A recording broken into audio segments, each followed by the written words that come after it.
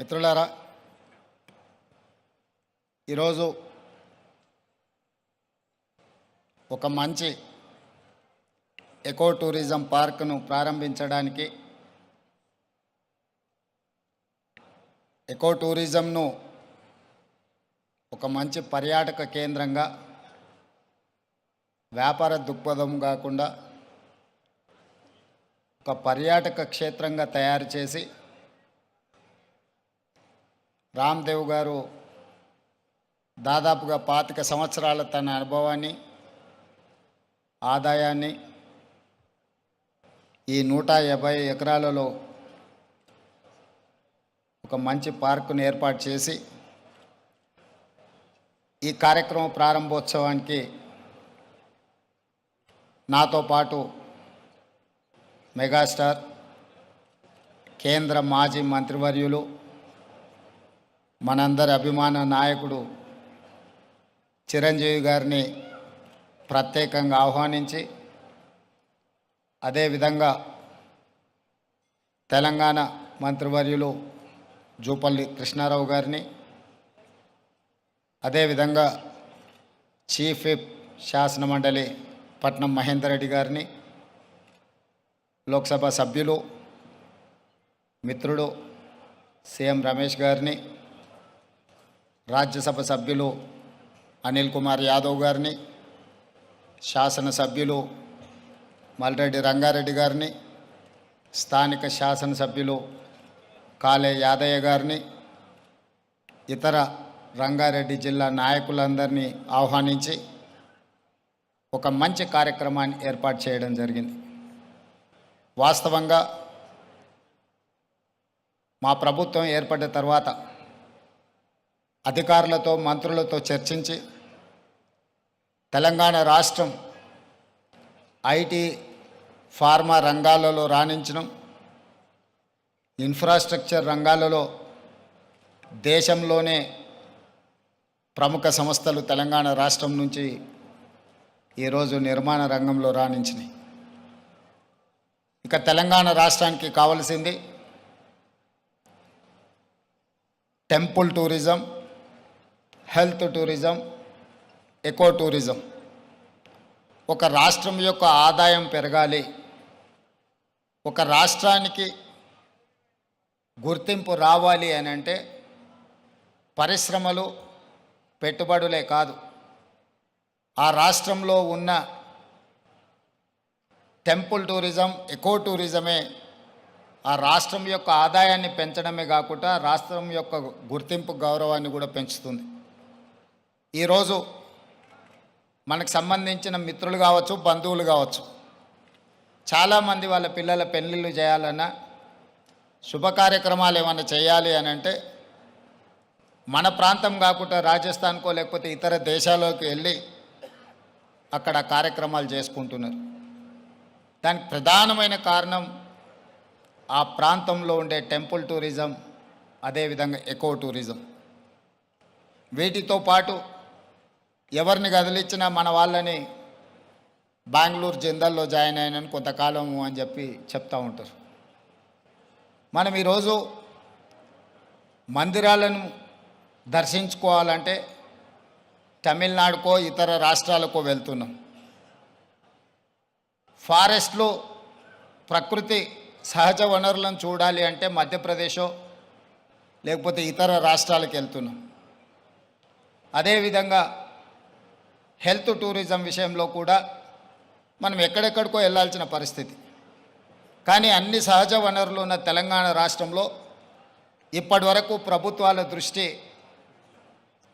ఈ health tourism మీద, eco tourism మీద, టెంపుల్ టూరిజం మీద ఫోకస్ లేకపోవడం వల్ల అద్భుతమైన ఆలయాలు ఉన్న తెలంగాణ రాష్ట్రం, అది 1000 స్తంభాల గుడి కావచ్చు, యునెస్కో గుర్తింపు పొందిన రామప్ప మందిరం కావచ్చు, లేకపోతే శ్రీశైలం కావచ్చు, రాజన్న వేములవాడ రాజన్న మందిరం కావచ్చు, ఇట్లాంటి చాలా మందిరాలు, ప్రపంచ ప్రఖ్యాతిగాంచిన మందిరాలు మన దగ్గర ఉన్నాయి.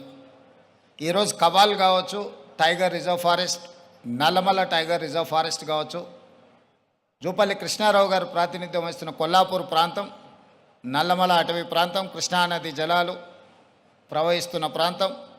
అక్కడ మందిరాలకు, అక్కడ ప్రకృతి సహజ వనరులకు కొదవలేదు. మల్లెల తీర్థం లాంటి ప్రాంతాలు మన దగ్గర ఉన్నాయి. కానీ వీటికి ఇవ్వాల్సినంత ప్రాధాన్యత ఎకో టూరిజంలో టూరిజం పాలసీని ఈ మధ్యలోనే శాసనసభలో మనం చర్చించినాం. దానికి మంత్రి జూపల్లి కృష్ణారావు గారే ఆ పాలసీ తయారులో కీలక పాత్ర పోషించారు. రాబోయే కొద్ది రోజుల్లో టూరిజం పాలసీని తీసుకొచ్చి టూరిజం పాలసీలో ఎకో టూరిజంను ప్రోత్సహించాలని ఈరోజు మన ప్రభుత్వం ముందుకు వెళ్తున్నది. కానీ ప్రభుత్వానికంటే ముందే ఎకో టూరిజం ఈరోజు రామదేవరావు గారి ఏర్పాటు చేసిన 150 ఎకరాలలో ఒక అద్భుతాన్ని సృష్టించిండు. ఈ అద్భుతం వారికి ఒక్కరికి ఆదాయం తెచ్చిపెట్టేది కాదు, రాష్ట్రానికి కూడా ఆదాయం తెచ్చిపెడుతుంది, రాష్ట్రానికి కూడా గుర్తింపు గౌరవం తెచ్చిపెడుతుంది. ఈరోజు మనం మొక్కలు కొనాలంటే గోదావరి జిల్లాలకు వెళ్ళాల్సిన పరిస్థితి. ఎవరైనా జూబ్లీహిల్స్, బంజారాహిల్స్ లేదా ప్రముఖులు ఎవరైనా ఇల్లు కట్టుకుంటున్నారు అని అంటే గోదావరి జిల్లాల నుంచి మొక్కలు తెప్పించుకునే పరిస్థితి నుంచి ఈరోజు వికారాబాద్ చెవెళ్ళ ప్రాంతం నుంచే ఎవరు ఇల్లు కట్టుకోవాలన్నా ఇంతకుముందు పెద్దలు చిరంజీవి గారు చెప్పారు. 20 సంవత్సరాల క్రితమే వాళ్ళు ఇల్లు కట్టుకున్నప్పుడు జూబ్లీహిల్స్లో ఒక ప్రత్యేకమైన మొక్కల్ని పెట్టాలి అంటే రామ్దేవ్ గారి దగ్గర నేను తీసుకున్నాను. ఇది ఇంకా అభివృద్ధి పదం వైపు నడవాలి. ఈరోజు ఇక్కడ జరిగిన అభివృద్ధి ఇక్కడ మన కళ్ళకు కనిపిస్తున్నది 30%. నేను అనుకోవడం ఇంకొక సంవత్సరంన్నర తర్వాత ఇది ఒక అద్భుతమైన పర్యాటక క్షేత్రంగా మారుతుంది అనడంలో ఎలాంటి సందేహం లేదు. ఖచ్చితంగా ఇది ఆ దిశగా రాణిస్తుంది. ఇక్కడ మేము కొంతనే చూసినాం, మిగతా ఏర్పాట్లు కూడా అద్భుతంగా చేస్తున్నారు. దీంతో పాటు ఇంతకుముందే మా యాదయ్య గారు చెప్తున్నారు, వికారాబాద్కి హవా లాఖో రూపాయి కా దవా అని. వికారాబాదులో ఉన్న అడవిని ఆనాడు నిజాం సర్కార్ మెడిసినల్ ప్లాంట్స్ పెట్టి మీకు మొత్తం తెలంగాణ రాష్ట్రంలో ఉండే టెంపరేచర్ కంటే చిరంజీవి గారు వికారాబాద్లో వికారాబాద్ అటవీ ప్రాంతంలో 2-3% టెంపరేచర్ తక్కువ ఉంటుంది. లెప్రసీ వచ్చిన వాళ్ళని వీళ్ళని తీసుకొచ్చి ఇక్కడ వికారాబాద్ ప్లాంటేషన్ అక్కడ వదిలేస్తే 2 monthsలో ఆటోమేటిక్ ఏ ట్రీట్మెంట్ అవసరం లేదు. ఇక్కడ ఉండే ప్రకృతి సహజ వనరుల వల్ల వాళ్ళకి ఆ రోగం నివారించబడుతుంది. గతంలో మెడికల్ ట్రీట్మెంట్ లేనప్పుడు ఎవరికైనా లెప్రసీ వస్తే వాళ్ళ కుటుంబ సభ్యులను ఇక్కడ తీసుకొచ్చి వికారాబాద్లో వదిలేస్తే 2-3 నెలల తర్వాత వాళ్ళని మళ్ళీ తీసుకెళ్తే వాళ్ళు టీబీకి సంబంధించి ఏ సమస్య వచ్చినా ఇక్కడ ఆ కుటుంబ సభ్యులను వదిలేసిపోతే 2-3 నెలలలోనే ఆటోమేటిక్ ఇక్కడున్న ప్రకృతి సహజ వనరులతో వాళ్ళకి తగ్గిపోయేది. అంటే ఈ ప్రాంతానికి ఒక ప్రత్యేకత ఉన్నది. అందుకే ఈరోజు జిందాల్ లాంటి వాటికి ఎక్కడికో వెళ్ళడం కాదు, ఇక్కడనే పెద్ద పరిశ్రమలకు సంబంధించిన వ్యక్తులు తొందరలోనే ఇక్కడ పెద్ద ఎత్తున ఏర్పాటు చేయబోతున్నారు వికారాబాద్ ప్రాంతంలో. మొన్ననే దావోస్లో అగ్రిమెంట్ చేయడం జరిగింది. తొందరలో వికారాబాద్ ప్రాంతాన్ని ఎకో టూరిజంలో పూర్తి స్థాయిలో అభివృద్ధి చెయ్యాలని ప్రభుత్వం ఏదైతే అనుకుంటుందో ఒక అడుగు ముందు ప్రభుత్వానికంటే రామ్దేవ్ గారు వేసి ఇంత మంచి వ్యవస్థని ఇక్కడ ఏర్పాటు చేసిండు. తొందరలో ఈ ప్రాంతం యొక్క అభివృద్ధికి ఇది ఒక ప్రాతిపదిక అవుతుంది. అందుకే ఈరోజు ఈ నిర్వాహకులను రామ్దేవ్ గారిని మనస్ఫూర్తిగా తెలంగాణ రాష్ట్ర ప్రభుత్వం అభినందిస్తుంది. ఇంకా రావాలి ఇట్లాంటి పర్యాటక క్షేత్రాలు. ఇదొక వ్యాపార కేంద్రంగా కాకుండా పర్యాటక క్షేత్రంగా కూడా రాణిస్తుంది అనడంలో ఎలాంటి సందేహం లేదు. ఈరోజు నాతో పాటు చిరంజీవి గారు, సీఎం రమేష్ గారు, మా మంత్రులు, శాసనమండలి సభ్యులు, శాసనసభ్యులు అందరు రావడం, ఇట్లా కార్యక్రమం రోజువారీగా ఎన్నో రాజకీయ కార్యక్రమాలలో పాల్గొంటుంటాం. కానీ ఈ కార్యక్రమంలో పాల్గొనడానికి ఒక ప్రత్యేకత ఉన్నది. ఈ ప్రత్యేకత రాష్ట్రం యొక్క ఆలోచనకు అనుగుణంగా ఉన్నది. ఈరోజు రాష్ట్ర ప్రభుత్వం ఏదైతే ఎకో టూరిజం పాలసీలో ఇలాంటి పార్కులు మేము డెవలప్ చేయాలనుకుంటున్నామో రాబోయే రోజుల్లో ఖాళీ వరి పండించడమే కాదు, ఇతర కమర్షియల్ క్రాప్స్ వైపు ఈరోజు వనాలు, ప్రకృతి వనాలను పెంచడానికి కూడా రైతులను ప్రోత్సహించడానికి ప్రభుత్వం వైపు నుంచి ప్రణాళికలు ఉన్నాయి. వాళ్ళందరికీ కూడా ఇలాంటి వ్యాపార కేంద్రాలు ఉంటే రైతులు పెంచే మొక్కల్ని కొనుగోలు చేయడానికి అవకాశం ఉంటుంది. 1 కోటి మొక్కల్ని తెలంగాణ రాష్ట్ర ప్రభుత్వం పెట్టాలంటే ఎక్కడో అక్కడ గ్రామాల దగ్గర ఆ మొక్కలను పెంపడానికి క్షేత్రాలు ఇస్తున్నాం. కానీ 6 నెలలు సంవత్సరమే పెంచితే అవి మేము నాటినప్పుడు 20-30% కంటే ఎక్కువ బ్రతకడం లేదు. అందుకే రాబోయే రోజుల్లో మా మంత్రి గారికి సూచన చేస్తున్నా, అదేవిధంగా ఫారెస్ట్ మినిస్టర్ గారికి కూడా నేను ఆదేశాలు ఇస్తా. 2-3 సంవత్సరాలు పెంచిన మొక్కల్ని తీసుకెళ్ళి నాటితే మొక్కలు బతకడానికి ఎక్కువ అవకాశం ఉంటుంది. కానీ మరి రైతు 2-3 సంవత్సరాల ఆదాయం లేకుండా ఉండాలి అని అంటే రైతు బ్రతకం కూడా కష్టమవుతుంది. అందుకే దానికి తగ్గట్టుగా ధర చెల్లించి రాష్ట్ర ప్రభుత్వమే కొనుగోలు చేసి రాష్ట్ర ప్రభుత్వం నాటే హరితహారం మొక్కల్ని 3 సంవత్సరాలు 4 సంవత్సరాలు పెంచిన పెద్ద మొక్కల్ని నాటితే అది ఒక్క సీజన్లో మనం కాపాడుకోగలిగితే చాలు, అది తప్పకుండా చెట్టుగా వృక్షంగా మారే అవకాశం ఉంటుంది.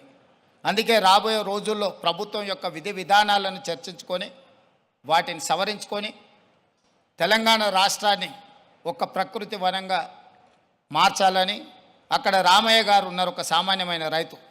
మీరందరూ వారు ఎవరో అనుకోవచ్చు. రామయ్య గారు ఆయన ఒక వ్యవసాయ కుటుంబం నుంచి వచ్చి మొక్కలు నాటే కార్యక్రమంలో భారత ప్రభుత్వం వారికి పద్మశ్రీ అవార్డు ఇచ్చింది. చిరంజీవి గారు రాణిస్తే చిరంజీవి గారికి పద్మభూషణ్ ఏ విధంగా ఒక రంగంలో రాణిస్తే ఇచ్చిండ్రో, ఒక రైతుకు కూడా మొక్కలు నాటడంలో రాణించినందుకు రామయ్య గారికి ఆ గుర్తింపు వచ్చింది. ఖమ్మం జిల్లాలో ఒక మారుమూల ప్రాంతంలో ఉండే ఒక వ్యవసాయ రైతు మొక్కలు నాటడం వల్ల పద్మశ్రీని సాధించిండు.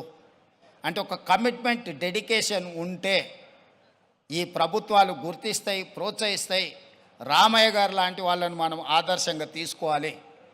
అందుకే ఈ మధ్యకాలంలో కేంద్ర ప్రభుత్వాన్ని కలిసినప్పుడు మాకే నాంపే ఎక్ పేట్ అంటే తల్లి పేరు మీద విద్యార్థులందరూ ఒక మొక్కను నాటి దాన్ని సంరక్షించాలనే ఒక విధానాన్ని ముందుకు తీసుకొస్తున్నాము. ప్రతి విద్యార్థి తమ కన్న తల్లి పేరు మీద ఒక మొక్క నాటి ఆ స్కూల్లో ఆ మొక్కను కాపాడితే కొన్ని లక్షలాది కోట్లాది మొక్కల్ని ప్రతి సంవత్సరం మనం పెంచుకుంటూ పోవచ్చు. ఇట్లాంటి వినూత్నమైన కార్యక్రమాలను ప్రభుత్వం తీసుకురావాలనుకుంటుంది. తొందరలోనే ఈ విధి విధానాలతో ముందుకు వస్తాం. ఏది ఏమైనా రామ్దేవ్ గారిని మనస్ఫూర్తిగా అభినందిస్తున్నా. ఒక మంచి పర్యాటక క్షేత్రంగా దీన్ని తీర్చిదిద్దండి. ప్రభుత్వం వైపు నుంచి అవసరమైన సహకారం తప్పకుండా ప్రభుత్వం అందిస్తుంది. మంత్రి జూపల్లి కృష్ణారావు గారు, స్థానిక శాసనసభ్యులు యాదయ్య గారు, మహేందర్ రెడ్డి గారు ఉన్నారు. ఏదైనా స్థానికంగా అంశాలు ఉన్నా కూడా వారు మీకు సంపూర్ణమైన సహకారాన్ని అందిస్తారని తెలియజేస్తూ మీ అందరి దగ్గర సెలవు తీసుకుంటున్నారు. ధన్యవాదాలు మిత్రులారా.